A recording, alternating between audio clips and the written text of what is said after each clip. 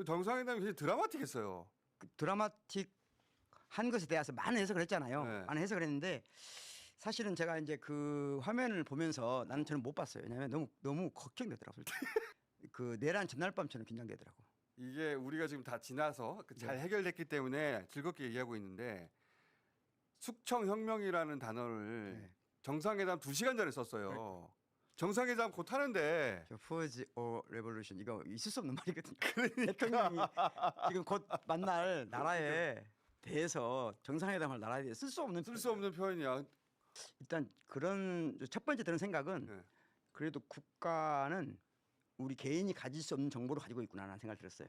그거 다 알았던 거야 이거. 그러니까 알았던 거예요. 어. 그러니까 쉽게 말하자면 지금 그들이 어떤 짓을 하고 있는지를 다 정보가 수집된 거야.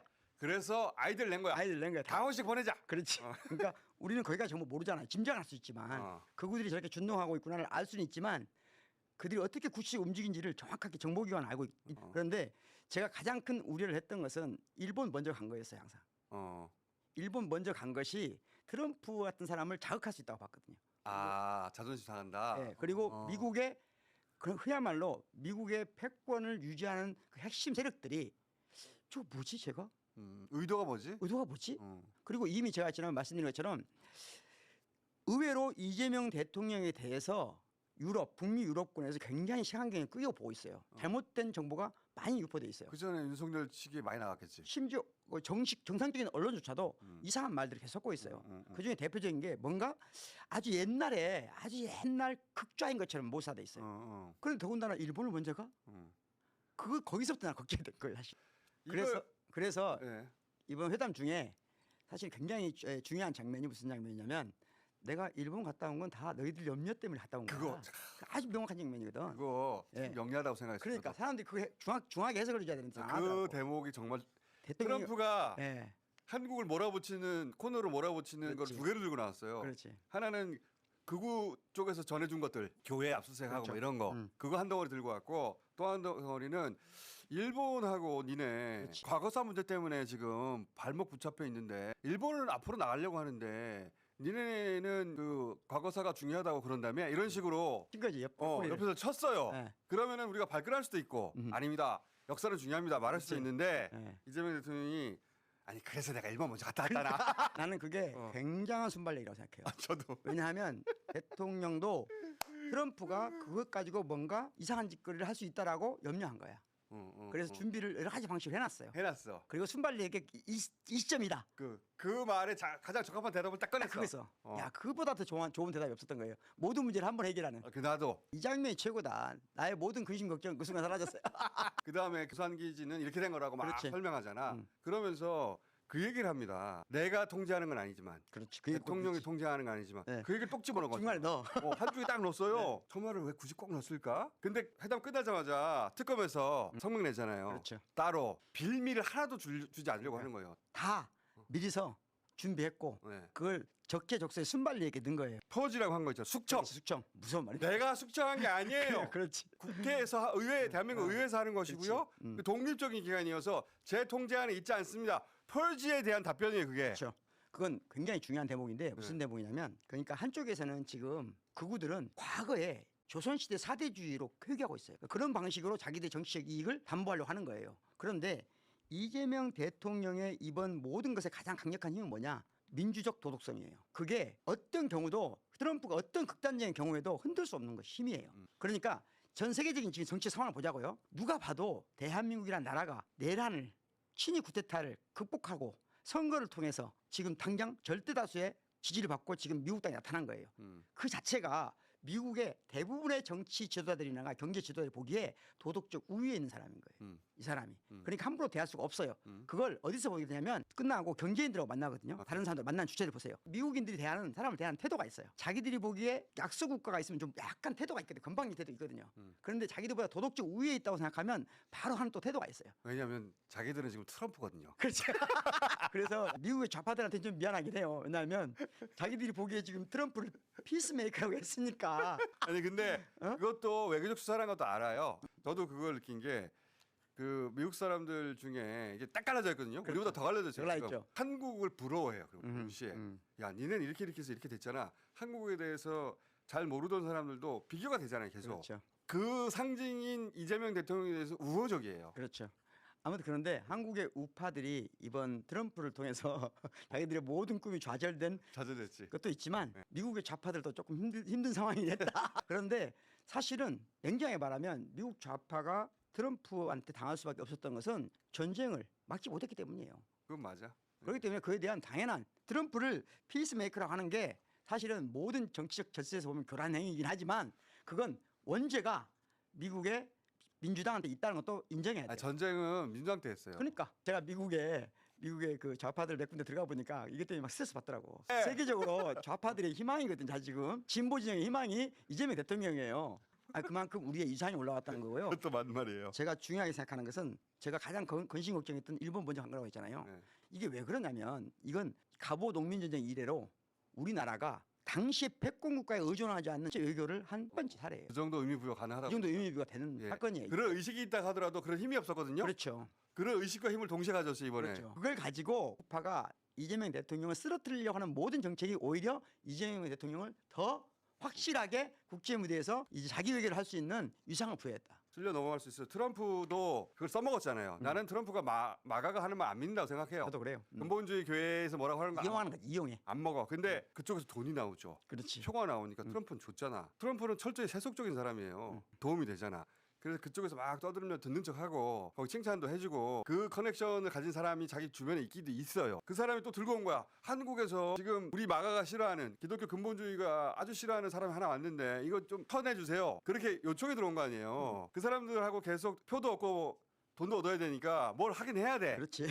그래서 그 SNS 써준 거 아니야. SNS 써줬지만은 이재명 대통령한테 기회도 준 거기도 하죠. 그렇죠. 내가 내 협상에 유리하기 위해서 이렇게 내가 던지긴 하는데 이거 어떻게 답할래 너? 그렇지. 대답을 너무 잘한 거야. 오히려 기회를 준 거예요. 대답을 너무 잘해가지고 만족스러운 거야 자기도. 그렇지. 트럼프도. 그래서 아이 스마트다야. 제가 트럼프를 나름대로 연구해본 바 따르면 트럼프 대통령이 정서적으로 움직인 경우는 딱 두 가지밖에 없어요. 네, 하나는 돈이 그를 움직이게 합니다. 두 번째는 자기하고 유사한 처지를 경험한 사람을 좋아해요. 트럼프는 비굴하지 않은 사람을 좋아해. 그렇죠. 트럼프는 아주 어릴 때부터 사장이었거든요. 그렇죠. 그 얘기 지금 똑같은 얘기야 나도. 그러니까 같은 처지를 경험한다는 게 무슨 말이냐면 이 사람은 첫 번째 물려받은 게 많은 사람이었어요. 나름대로. 그렇지. 그걸 지키는 것이 얼마나 고단한지를 알아요. 그래서 그 과정에서 자존심도 지키면서 고단하게 자기 걸 지켜나가는 그래서 의외로 김정은 같은 사람에게 용서를 같이 하는 겁니다. 김정은 같은 사람 좋아합니다. 그러니까 제 말이 그 말이지. 왜냐하면 불리한 처지에서 비굴하지 않게 일어선 사람들을 되게 좋아해요. 그게 이재명한테도 있는 거예요. 있는 거를 발견한 거예요. 발견한 거야 자기가. 트럼프가 정상회담 할 때 상대하는 사람들이 다 한가닥 하는 사람, 각국의 한가닥 하는 사람들이잖아요. 비굴하지 않게 자기를 상대하는 사람. 예. 그렇다고 이 젤렌스키처럼 억지 부림당했지. 건방지게 구는 애들 있잖아요. 네. 비굴한 게 아니라 비굴하지 않은 게 아니라 건방지게 지 처지를 모른다. 그러면 가차없이 때려요. 진실이든 관계없이 트럼프가 가장 싫어하는 사람은 누군지 알아요 또? 프리라이더. 공짜. 공짜. 자기 생각에 공짜는 무조건 싫어요. 이것은 왜 그러냐면 미국의 법 체계가 가장 악마화한 유일한 게 프리라이더예요. 무임승차. 예, 무임승차를 미국은 초등학교 때부터 가장 악마시해 왔어요. 이게 미국 사람들의 정서예요. 그런데 그걸 트럼프는 자의적으로 사용하긴 하지 물론. 그런데 예를 들자면 젤렌스키는 자기가 보기에 가장 대표적인 무임승차자예요. 근데 무임승차자가 와서 큰 소리 치면 아주 싫어하죠. 그러니까 비굴하지 않은 사람을 좋아하지만 지 처지를 모르는 애들은 무참하게 밟아버려요. 그렇죠. 그러니까 트럼프는 이재명 대통령이 이제 어려운 처지잖아요. 딱 보기에 어려운 처지인데 그거를 비굴하지 않게 너무 잘 스무스하게 극복한 거예요. 자기가 보기에도 네. 피스메이커, 페이스메이커 해가면서 유쾌하게. 네. 그러니까 이 사람은 기분이 좋아졌어요. 그러니까 그렇게 스마트한 사람을 좋아해요. 네. 김정은도 그런 의미에서 스마트하다고 표현하거든요. 이게 최상급 칭찬이에요. 트럼프가 하는. 어떤 사람한테만 스마트하다고 쓰냐면 자기하고 처지를 비슷하게 겪어온 사람, 극복해온 사람한테만 스마트하다고 그래요. 그리고 그거를 잘하는 사람. 예. 비굴하지 않게. 그냥 대통령은 그레이트하다고 하고 그래서 이번에 가장 두 번째 큰 성과는 뭐냐?